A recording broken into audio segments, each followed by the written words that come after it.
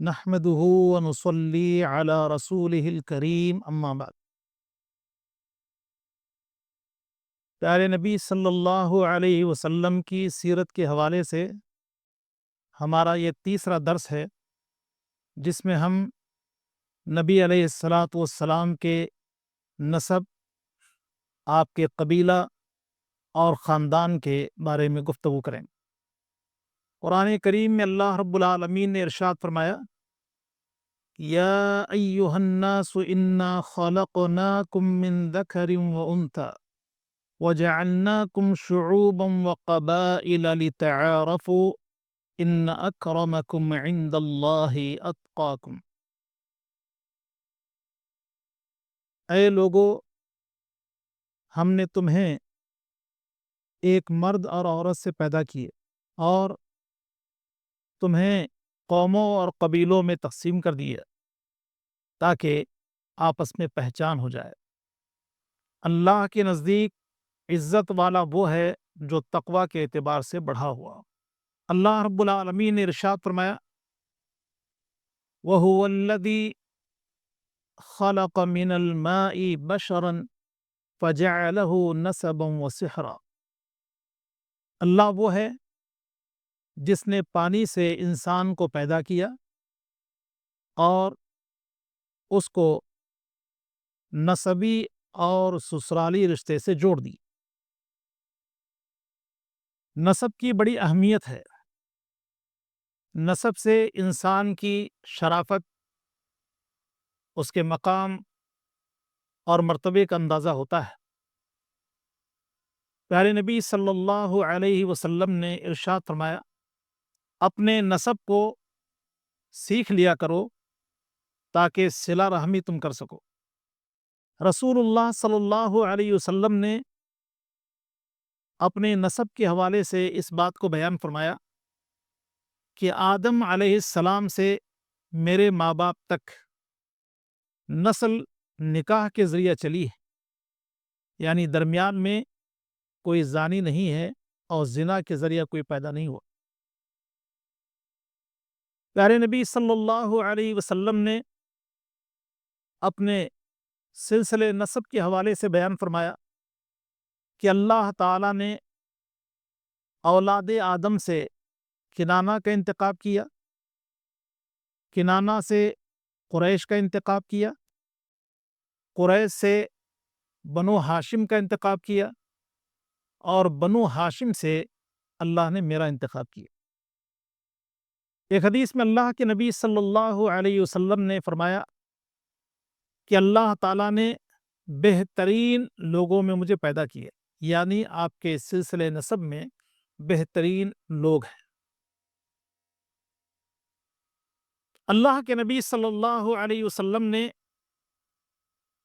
ہرقل روم کو ایک خط لکھا جس میں آپ علیہ الصلاۃ والسلام نے اسلام کی دعوت دی۔ ہرقل روم چاہتا تھا کہ اللہ کے نبی صلی اللہ علیہ وسلم کے بارے میں کچھ معلومات حاصل کی جائیں۔ اس کو پتہ چلا کہ مکہ سے قافلہ آیا ہے، تو قافلے والوں کو اس نے طلب کیا۔ اس قافلے میں ابو سفیان رضی اللہ عنہ شامل ہیں، جو ابھی مسلمان نہ ہوئے تھے۔ ہرقل نے اللہ کے نبی صلی اللہ علیہ وسلم کے بارے میں مختلف سوالات کیے۔ ان میں ایک سوال یہ تھا کہ تمہارے درمیان وہ نسب کے اعتبار سے کیسے ہیں؟ تو ابو سفیان نے باوجود عداوت و دشمنی کے پیارے نبی صلی اللہ علیہ وسلم کے نسب کے بارے میں بیان فرمایا کہ وہ ہمارے درمیان عمدہ نسب والے ہیں۔ تو ہرقل نے کہا کہ اللہ تعالی نبوت اور رسالت کے لیے عمدہ نسب والوں کا ہی انتخاب کرتا ہے۔ پیارے نبی صلی اللہ علیہ وسلم نسب کے اعتبار سے عمدہ نسب کے تھے، اور یہ نسب دنیا میں پہچان کی خاطر ہے۔ آخرت میں اللہ کے نبی صلی اللہ علیہ وسلم کا نسب ہی کام آئے گا، سارے نسب ختم ہو جائیں۔ نبی علیہ الصلاۃ والسلام نے ارشاد فرمایا، وَمَن بَطَّأَ بِهِ عَمَلُهُ لَمْ يُسْرِعْ بِهِ نَسَبُهُ، جس آدمی کو اس کا عمل پیچھے کر دے اس کا نسب اس کو آگے نہیں کر سکتا۔ پیارے نبی صلی اللہ علیہ وسلم کے قبیلہ کے بارے میں اب ہم گفتگو کریں گے۔ ہمارے نبی صلی اللہ علیہ وسلم کے قبیلے کا نام قریش ہے۔ مکہ کے مشہور قبیلوں میں ہمارے نبی صلی اللہ علیہ وسلم کا قبیلہ ہے۔ قرآن کریم میں اللہ رب العالمین نے قریش کے نام سے ایک سورت نازل فرمائی۔ فرمایا لِإِيلَافِ قُرَيْشٍ إِيلَافِهِمْ رِحْلَةَ الشِّتَاءِ وَالصَّيْفِ فَلْيَعْبُدُوا رَبَّ هَذَا الْبَيْتِ الَّذِي أَطْعَمَهُم مِّن جُوعٍ وَآمَنَهُم مِّن خوف۔ قریش کے مانوس ہونے کے سبب اور ان کا مانوس ہونا موسم گرما اور جاڑے کے سفر سے، انہیں چاہیے کہ اس گھر کے رب کی عبادت کریں جس نے انہیں خوف میں امن دیا اور بھوک میں کھانا دیا۔ پیارے نبی صلی اللہ علیہ وسلم کو اللہ رب العالمین نے نبوت و رسالت کی ذمہ داری دے دی اور آپ کے سر پر رسالت کا تاج رکھ دیا، تو آپ علیہ الصلاۃ والسلام پر اللہ نے آیت شریفہ نازل فرمایا وَأَنذِرْ عَشِيرَتَكَ الْأَقْرَبِينَ، اے نبی آپ اپنے قریبی رشتہ داروں کو اللہ کے عذاب سے ڈرائیں۔ پیارے نبی صلی اللہ علیہ وسلم نے لوگوں کو اللہ کی طرف بلانے کے لیے اور اللہ کے عذاب سے ڈرانے کے لیے صفا پہاڑی کا انتخاب کیا، تو آپ نے مختلف قبائل کے نام لے کے انہیں دعوت دی، تو وہیں آپ علیہ الصلاۃ والسلام نے فرمایا یا معشر قریش، اے قریشیوں۔ قریشیوں سے خطاب کرتے ہوئے نبی علیہ الصلاۃ والسلام نے فرمایا انقذوا انفسکم من النار، اپنے آپ کو جہنم کی آگ سے بچاؤ۔ پیارے نبی صلی اللہ علیہ وسلم کے قبیلہ قریش اس نام کے حوالے سے ایک دو باتیں آپ کے سامنے رکھی جاتی ہیں۔ ہمارے نبی صلی اللہ علیہ وسلم کے سلسلے نسب میں دو آدمی ہیں، قصی بن کلاب اور فہر، ان دو میں سے کسی کو قریش کہا جاتا رہا، تو وہیں سے اس قبیلے کا نام قریش پڑ گیا۔ اور یہ بات کہی جاتی ہے کہ قریش اس نام کی وجہ یہ ہے، طاقت و قوت کے اعتبار سے، افراد کے اعتبار سے یہ انتہائی طاقتور تھے اور کوئی قبیلہ ان کا مقابلہ نہیں کر پاتا تھا۔ سمندر کے ایک جانور یا ایک مچھلی کو قرش کہا جاتا ہے، جو دوسری مچھلیوں کا شکار کرتی ہے اور کوئی اس کا شکار نہیں کرتا۔ تو قریش کے طاقتور ہونے کے باعث کہا گیا کہ یہ لوگ قریش ہیں، اور یہ بھی کہا گیا کہ قریش کے معنی اکٹھا کرنے کے، اور جب قصی بن کلاب وہ اپنے قبیلہ کے ذمہ دار بنے تو انہوں نے اپنے لوگوں کو مختلف علاقوں سے بلایا اور اکٹھا کیے، تو اس مناسبت سے بھی قریش نام اس قبیلے کا پڑ گیا۔ ہمارے نبی صلی اللہ علیہ وسلم کے خاندان کا نام ہے بنو ہاشم۔ قریش کی کئی شاخیں ہیں، انہی میں سے ایک شاخ ہے بنو ہاشم۔ بنو ہاشم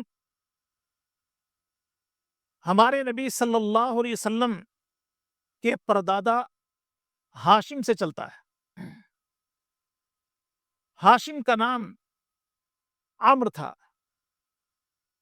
جب اللہ رب العالمین نے حاجیوں کی خدمت کا شرف عطا فرمایا اور مسجد حرام کی طرف آنے والے لوگوں کی خدمت کا شرف بخشا، تو عمرو نے لوگوں کو کھلانے پلانے کے انتظام کیے۔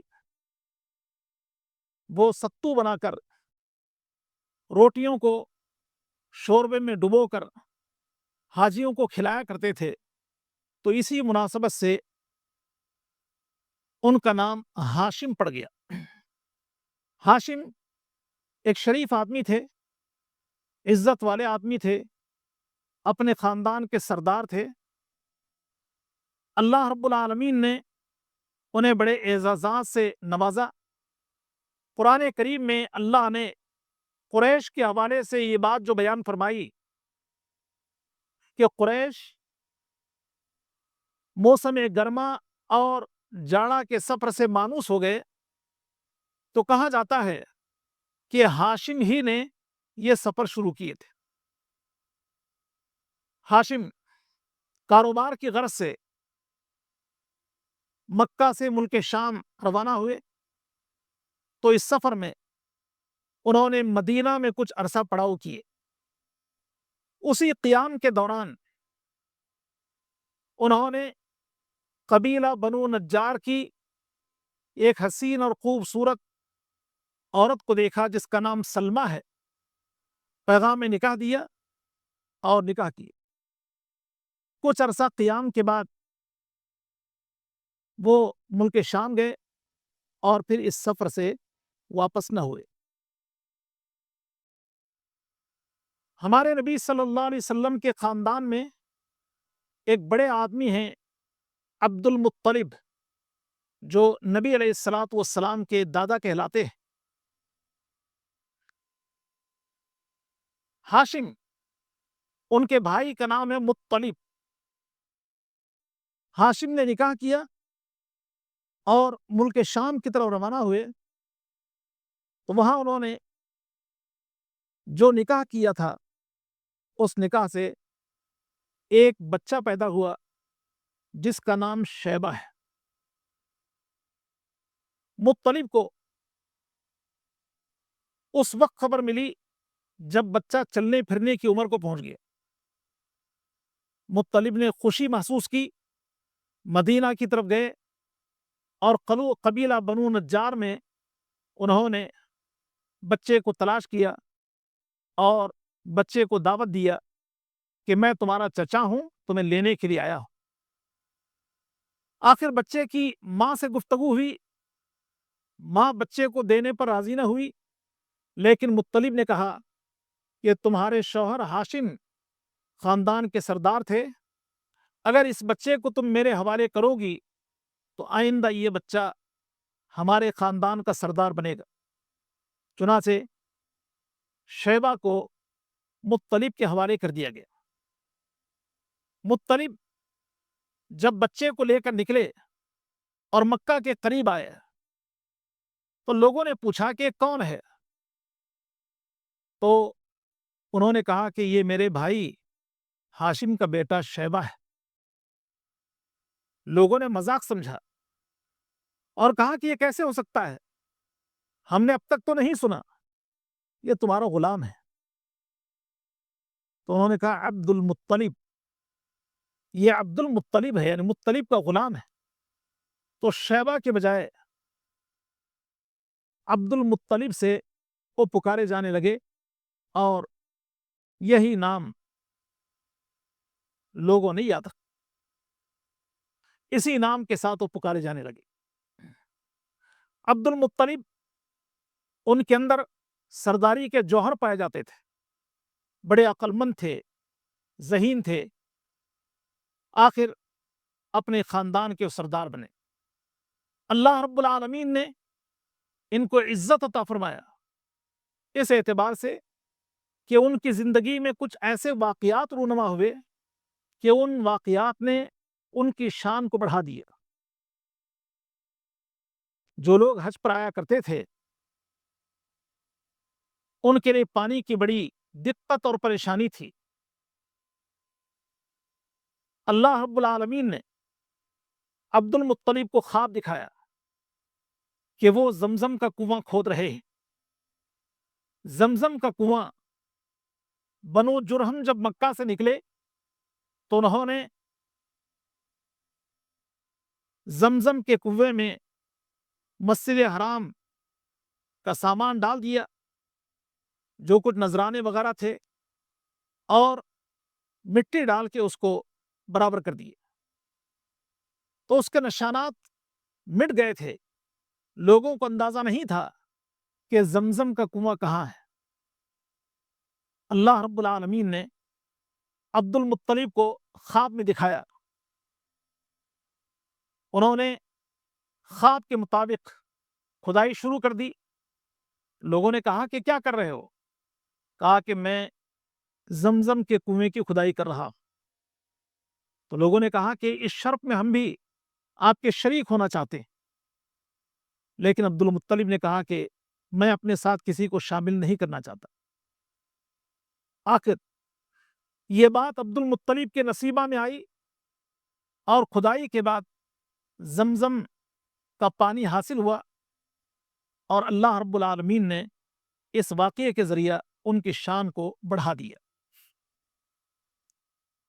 عبد المطلب کی زندگی میں ایک اور واقعہ ہے، وہ یہ کہ ابرہہ کعبۃ اللہ کو گرانے اور ڈھانے کے لیے 60,000 کا لشکر لے کے مکہ کی طرف آیا۔ ہاتھی بھی اس میں شامل تھے۔ مکہ کے قریب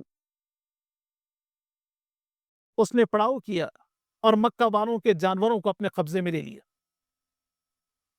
عبد المطلب کو پتا چلا کہ ابرہہ نے ہمارے جانوروں پر قبضہ جمایا ہے، تو ابرہہ سے ملنے کے لیے گئے اور کہا کہ ہمارے جانوروں پر تم نے قبضہ جمایا ہے، لہذا جانور میرے حوالے کر دو۔ ابرہہ کو بڑا تعجب ہوا۔ اس نے کہا کہ میں کعبۃ اللہ کو گرانے کے لیے آیا ہوں، تمہارا دین مسجد حرام سے وابستہ ہے، تم کعبہ کی بات نہیں کر رہے، اپنے جانوروں کی بات کر رہے ہو۔ عبد المطلب نے کہا جانور میرے ہیں، لہذا جانور میرے حوالے کر دو، رہی کعبۃ اللہ کی بات، اللہ اس کا مالک ہے، وہ اپنا انتظام کر لے گا۔ عبد المطلب اپنے جانوروں کو لے کے آئے، مکہ والوں سے کہا کہ اپنی حفاظت خود کر لو، پہاڑیوں کی طرف بڑھو، کوئی یہاں باقی نہ رہے، ایک بڑا لشکر آ رہا ہے۔ اور خود قوم کے کچھ لوگوں کو لے کے کعبۃ اللہ آئے اور اللہ رب العالمین سے دعا کیا کہ اللہ اپنے گھر کی حفاظت کر لے۔ اللہ نے عبد المطلب کی دعا کو سن لیا۔ نتیجتاً پرندوں کا ایک جھنڈ آیا اور اس نے ابرہہ کے لشکر پر کنکر برسائے، اور ابرہہ کا لشکر تہس نہس ہو گیا، جس کو اللہ رب العالمین نے سورہ فیل میں بیان کی۔ تو اس واقعے سے عبد المطلب کو بڑی عزت حاصل ہوئی۔ عبد المطلب کچھ واقعات کی بنیاد پر کمزوری محسوس کرتے تھے۔